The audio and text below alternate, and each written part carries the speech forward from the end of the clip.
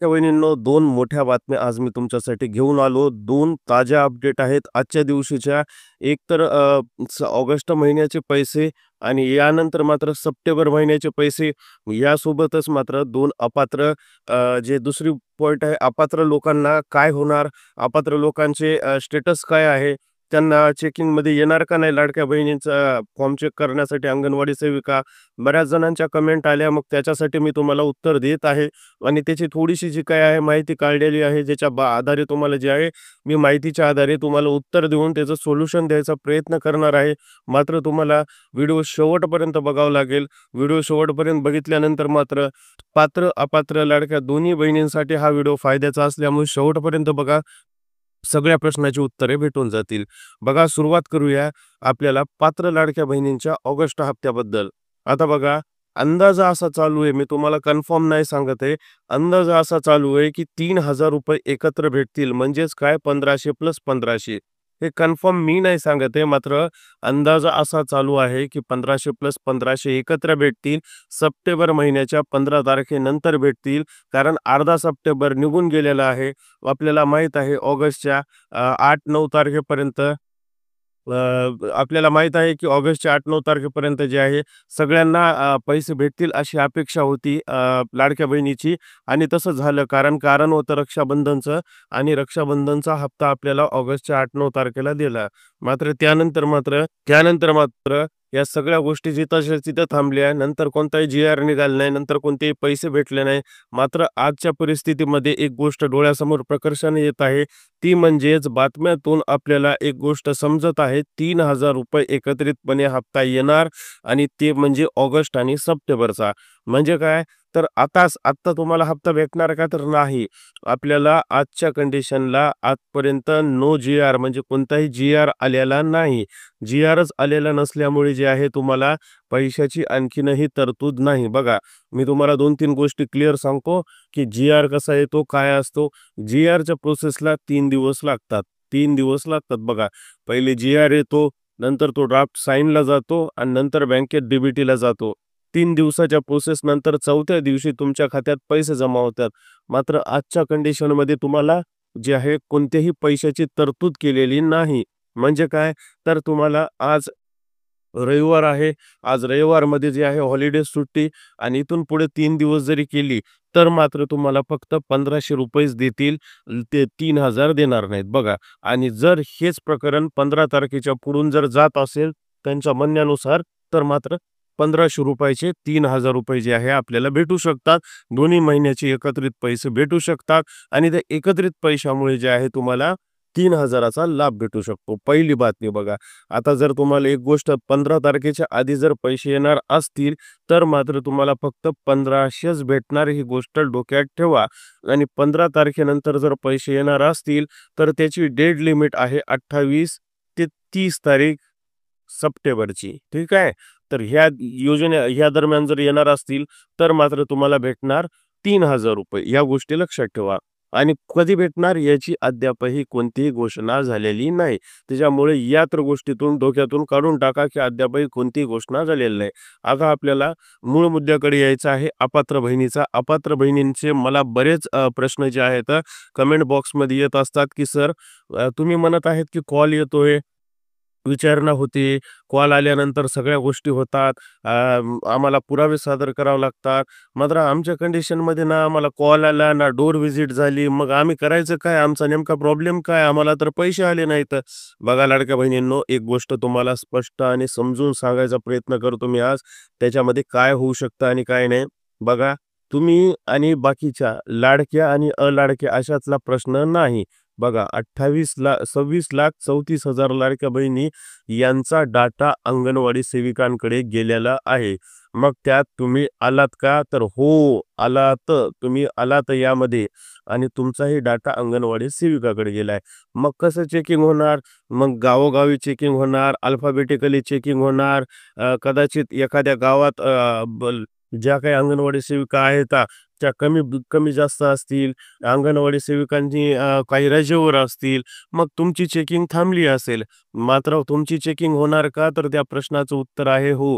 हां, नजदीक तुम्हाला टाईम जरूर लागत आहे या गोष्टीचा, याच्याबद्दल मी खेद व्यक्त करतो आणि शासनालाही म्हणतो, की जितक्या लवकर होईल तितक्या लवकर जे आहे तुम्ही या गोष्टीचा तोडगा काढा. कारण आमच्या बहिणी बिचाऱ्या त्रस्त आहेत त्यांना आणखीन त्रस्त करू नका. ऑलरेडी जून आणि जुलैचा 2 हप्ता द्यायचा थांबला आणि ऑगस्टच्या हप्त्याचेही काही चान्स दिसत नाहीत.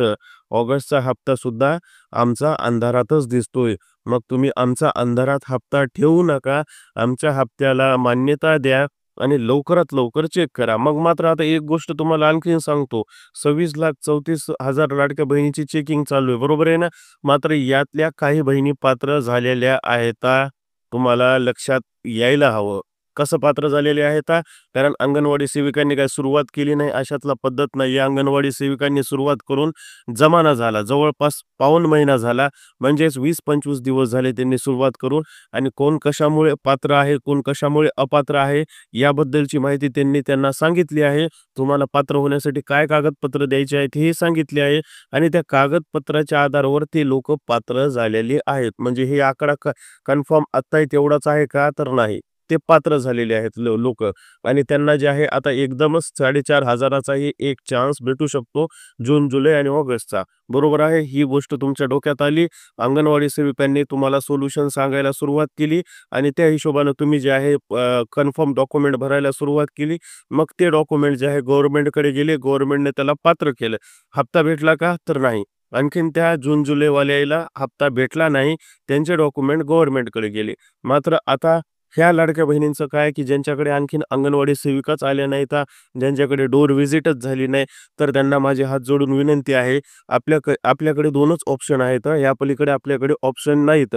2 ऑप्शन कोणते आहेत मी तुम्हाला हात जोडून विनंती करतो. लक्षात घ्या. लक्षात आलं तर तुमच्या सगळ्या गोष्टी आहेत पहिलं आणि सगळ्यात चांगलं ऑप्शन आपल्याला धडपड करणं. धडपड कसं करणं? तर महिला आणि बालविकास विभाग या ऑफिसमध्ये जाणं आणि या ऑफिसमध्ये जाऊन आपल्याला विचारपूस करणं. कारण माझ्या केसमध्ये जे आहे, मी एक केस जवळची बघितली. तिथून ज्यांना फोन आलता ते महिला व बालविकास विभागातूनच फोन आलता. तिथेच जाऊन त्यांनी डॉक्युमेंट काय कमतरता होती ती सांगितली आणि तिथेच जाऊन जे आहे त्यांनी सबमिट केल्यानंतर मात्र त्यांना जे आहे पात्र करण्यात आलं. तीही पात्र डॉक्युमेंट वर पाठवली गव्हर्नमेंटकडे. लाडक्या बहिणींनो, ही गोष्ट लक्षात ठेवा. अंगणवाडी सेविका सगळे निर्णय घेत नाही. त्यांच्याकडचे डॉक्युमेंट घेऊन ते वर पाठवले आणि ते वरचे जे आहे तो पात्र करतात. बघा, दुसरी गोष्ट म्हणजे एकतर पहिला महिला व बालविकास विभागात जाणं, दुसरी गोष्ट शांत राहणं. शांत राहणं. जर तुम्हाला यापैकी काहीच होत नसेल तर शांत राहणे. कारण त्याचं सांगतो लाडक्या बहिणींनो, 26,34,000 लाडक्या बहिणीचा डाटा टॅली करणं हे अंगणवाडी सेविकांचं काम आहे. त्याच्यामुळे त्याच्यात एकही लाडकी बहीण वंचित राहणार नाही. एकही लाडकी बहिणीला जे आहे पैसे भेटणार नाहीत किंवा एकही लाडक्या बहिणीला जे आहे घरी जाऊन चेकिंग होणार नाही, असं होणार नाही. त्याच्यामुळे तुमच्याही घरी येणार, डोर टू डोर येणार. कदाचित 15 दिवसांनी येईल, 8 दिवसांनी येईल. मात्र तुम्हालाही फोन येणार. फोन येणार म्हणजे येणार. नाहीतर तुम्हाला डोर टू डोर व्हिजिट होणार म्हणजे होणार. पण मात्र तुम्हाला शांत राहावं लागेल. कारण कसं असतं, कदाचित तुम्ही खेड्यात राहता किंवा कदाचित तुमचा ॲड्रेस सापडत नसेल. कदाचित मात्र तुम्हाला जे आहे त्यांना शोधता येत नसेल. तुमचा फोन नंबर जे आहे त्यांचा आणि तुमचा मॅच होत नसेल. तुमच्या एरियातील अंगणवाडी सेविका सध्या सुट्टीवर असतील, रजेवर असतील.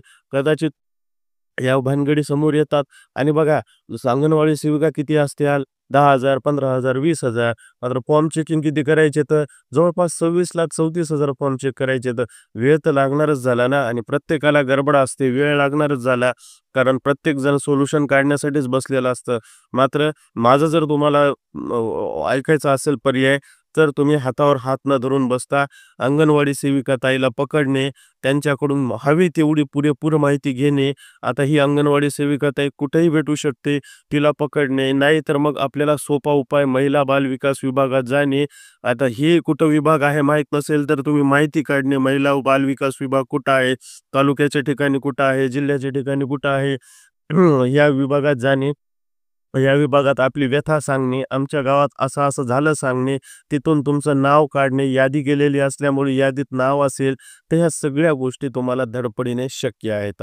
बघा लाडक्या बहिणींनो, हे 2 पर्याय मी तुम्हाला सुचवले, दोन्ही ऑप्शन सांगितले. कारण बऱ्याच लाडक्या बहिणींच्या कमेंट आलेल्या आहेत की आमच्याकडे डोर टू डोर व्हिजिट नाही झाली. एक तर तुम्ही शांत बसा, 15 दिवसात तुमची व्हिजिट होईल, तुम्हाला फोन येईल, नाही तर तुम्ही स्वतः जाऊन त्यांना कॉन्टॅक्ट करा. हे 2च ऑप्शन आपल्याकडे आहेत. सरकारने दुसरं ऑप्शन ठेवलं नाही. ऑनलाईन काहीच नाही यामध्ये. ठीक आहे. तर हे होते दोन्ही जे आहेत खबर आजच्या अपडेट मोठ्या.